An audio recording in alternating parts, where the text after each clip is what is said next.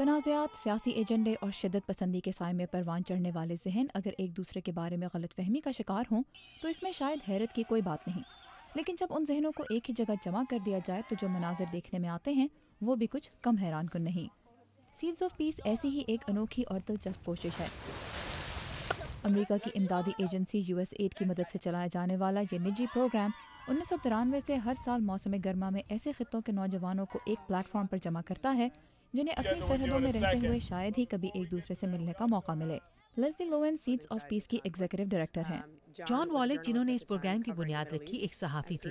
وہ اس بات سے بہت پریشان ہوئے کہ مشرق وسطیٰ میں نوجوانوں کے درمیان رابطہ کتنا کم تھا، جبکہ شدت پسند سوچ سے ان کا ہر وقت واسطہ پڑ رہا تھا اور وہ ان نوجوانوں کو ایک دوسرے سے ملنے کا موقع فراہم کرنا چاہتے تھے۔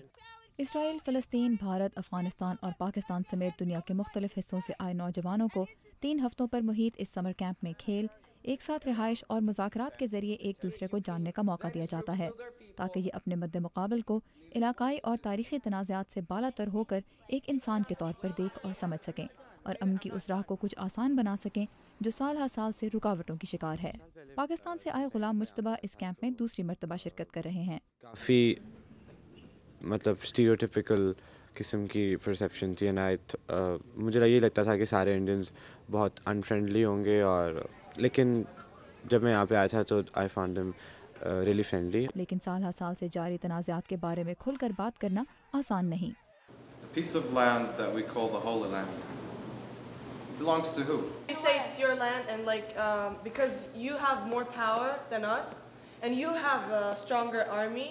So no, I don't say that. Sorry, Ahmad, I didn't came and take everything. This is what given to me, and I. Seeds of peace کے ان سمر کیمپس میں 14 سے 16 سال کی عمر کے نوجوان شرکت کرتے ہیں جنہیں اس پروگرام کا حصہ بننے کے لیے اپنے اپنے ملک میں مختلف امتحانات اور انٹرویوز سے گزرنا پڑتا ہے۔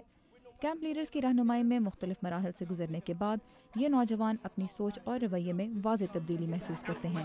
I developed a sort of میں نے یہاں ہمدردانہ رویہ سیکھا۔ مجھ میں نہ صرف حب الوطنی مزید بڑھی ہے بلکہ اپنے دوسروں کے حق کے لیے بھی آواز اٹھا سکتی ہوں۔ as contradictory as it sounds, I also became more empathetic. امریکی محکمہ خارجہ میں جنوبی اور وسطی ایشیا کے امور کے نائب وزیر خارجہ Robert black seeds of peace کو خطے میں پائیدار امن کے قیام کی راہ میں ایک اہم قدم قرار دیتے ہیں۔ ہمارے خیال میں بھارت، افغانستان اور پاکستان اس وقت امریکہ کے لیے اہم ترین ممالک میں سے ہیں۔ اگر ہم ان کے درمیان روابط قائم کر سکیں تو یہ یقیناً ایک اہم پیش رفت ہوگی۔ یہ نوجوان آج اپنے خطے کو درپیش مسائل خواہ خود حل نہیں کر سکتے، تاہم اس کیمپ کے منتظمین کو امید ہے کہ یہ اپنے وطن واپس جا کر علاقائی مسائل اور ہمسایہ ممالک کے عوام کے بارے میں مثبت انداز فکر اپنانے کی اہمیت ضرور اجاگر کر سکیں گے، جو افہام و تفہیم کی راہ ہموار کرنے کے لیے ضروری ہے۔ بھارت سے آئی ودولا بھٹ بھی کچھ ایسا ہی کرنا چاہتی ہیں۔ میں یہ نہیں کہہ سکتی سیدھا منہ پہ کہ پاکستانی لوگ اچھے ہوتے ہیں، پر اتنا میں کہہ سکتی ہوں کہ خود کے حساب سے میرے کو اتنا پتہ چلا کہ وہ بھی انسانی ہیں اور وہ بھی بہت سویٹ ہوتے ہیں، اور ایسے نہیں ہے کہ وہ سارے ٹیررسٹ ہیں، وہاں پہ بہت سویٹ لوگ ہوتے ہیں جو ہمارا بھی اچھا چاہتے ہیں، بہت فرینڈلی لوگ ہوتے ہیں۔ ہر قوم اپنے نوجوانوں سے بہت سی امیدیں وابستہ کرتی ہے۔